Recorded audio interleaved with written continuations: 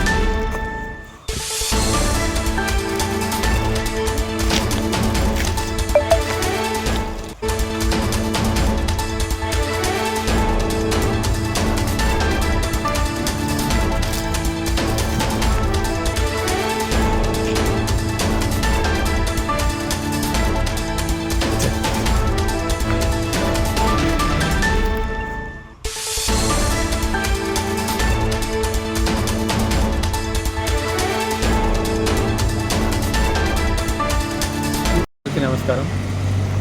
మనకిప్పుడు వర్షాకాలం వస్తూ ఉంది.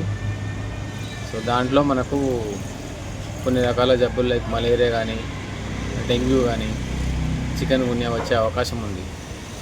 దీంట్లో భాగంగా మనం కొన్ని జాగ్రత్తలు తీసుకోవాల్సిన అవసరం ఉంది.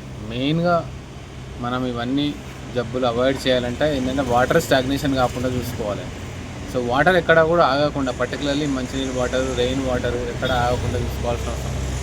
సో దాంట్లో భాగంగానే మేము ఇక్కడ దరూర్ క్యాంప్లో టైర్స్ డిస్పోజల్ది ఒకటి చిన్న ఇండస్ట్రీ లాగా ఉంది, ఇందులోకి రావడం జరిగింది.